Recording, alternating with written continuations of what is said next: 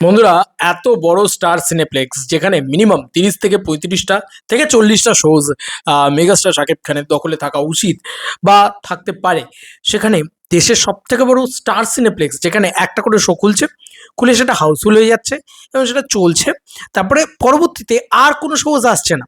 আমি বুঝতে পারছি না কি হচ্ছে। আজকে চতুর্থতম ঈদের চতুর্থতম দিন কিন্তু গন বেরিয়ে গেল অ্যাকচুয়ালিতে। এখন ঘড়িতে বাজে 9টা, মানে আমাদের এখানকার টাইম অনুযায়ী, ইন্ডিয়ার টাইম অনুযায়ী, বাংলাদেশের টাইম অনুযায়ী 9:30। তো আজকে দাঁড়িয়ে আজকে একটা 9:30টার সময় আজকে এই দিনটাও গেল, কিন্তু এখনো বসুন্ধরা স্টার সিনেপ্লেক্সের বসুন্ধরা যে সিটি রয়েছে সেখানে নাকি মাত্র মাত্র বেশি না, এই যে এখানে লিখেই দেওয়া হয়েছে বিএমআর এর তরফ থেকে, মাত্র একটা মাত্র শো চলেছে বসুন্ধরা ব্রাঞ্চে। আজকে রাত 8টা 20টায় প্রিন্স সিনেমার আরও একটা শো চলবে। এই একটাই শো চলেছে স্টার সিনেপ্লেক্সে। তো কালেকশনটা আসবে কোথা থেকে? মাল্টিপ্লেক্সের কালেকশনটা আসবে কোথা থেকে? বিএমআর কি বলছে একটুখানি পড়ি। লেখা হচ্ছে, শাকিব খান দেশের সবচেয়ে বড় চিত্র তারকা। শাকিব খানের সিনেমা রিলিজ হলে, এই যে এটা লিখেছে পড়ছি, হলে সিঙ্গেল স্ক্রিনে যেমন দাপট সাথে চলে, গত কয়েক বছরে মাল্টিপ্লেক্সেও সেই উন্মাদনা দেখা যায়। কিন্তু এবারের চিত্রটা ভিন্ন।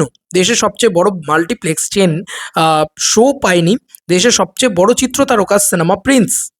অবাক বিষয়, মাঝে মাঝে আসছে, মাঝে মাঝে চলে যাচ্ছে, মাঝে মাঝে আসছে, মাঝে মাঝে চলে যাচ্ছে, একটা করে শো দেওয়া হচ্ছে। এটা কি খুব ভালো কাজ করা হচ্ছে বলে তোমাদের মনে হচ্ছে? না না, প্লিজ আমাকে একটু ক্লিয়ারলি বলো।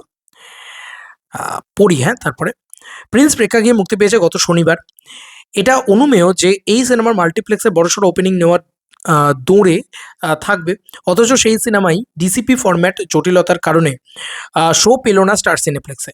আর মাল্টিপ্লেক্স কালেকশনের সিংহভাগের বেশি আসে স্টার সিনেপ্লেক্স থেকে। যদিও প্রযোজনা প্রতিষ্ঠান থেকে জানানো হয়েছিল যে 3বার ডিসিপি ফরম্যাট জমা দেওয়ার পরেও স্টার সিনেপ্লেক্সের সার্ভারে সাথে ম্যাচ না করায় সিনেপ্লেক্স কর্তৃপক্ষ শো চালাতে পারছে না। এদিকে আজ সহ 3 দিন প্রচুর দর্শক সিনেপ্লেক্সে প্রিন্স দেখতে না পেয়ে হতাশ হয়েছে। এসবের মাঝে গতকাল জটিলতা কিছুই কাটিয়ে স্টার সিনেপ্লেক্স প্রিন্স সিনেমার একটি পরীক্ষামূলক শো চালানো হয়েছিল। সেই শোয়ের টিকিট অনলাইনে প্রকাশ করার কিছু মুহূর্তের মধ্যেই শেষ হয়ে যায়, যার দ্বারা এই সিনেমার নিয়ে ভক্তদের উন্মাদনা স্পষ্ট ধারণা পাওয়া যায়। তবে গতকাল রাত্রে পরীক্ষামূলক শো চালানোর পরও প্রযোজনা প্রতিষ্ঠানের কথা অনুযায়ী আজ থেকে স্টার সিনেপ্লেক্সের পুরোদমে প্রিন্স চলার কথা ছিল, অথচ আজকেও চলেনি কোনো শো। কেন চলেনি সেটা আর ক্লিয়ার করেনি প্রযোজনা প্রতিষ্ঠান। তবে পরীক্ষামূলক শো চলার পরও সিনেপ্লেক্স কর্তৃপক্ষের আজকের মিটিং করে এই সিনেমা চালানোর ব্যাপারে সিদ্ধান্ত নেওয়ার কথা ছিল, অথচ তাদের দিক থেকে কোনো সদুত্তর পাওয়া যায়নি। একদিকে দর্শক তীব্র আগ্রহ, অন্যদিকে শো না পাওয়ার অনিশ্চয়তা। এই দ্বন্দ্বে সবচেয়ে বেশি ক্ষতিগ্রস্ত হচ্ছে সিনেমাটি নিজেই।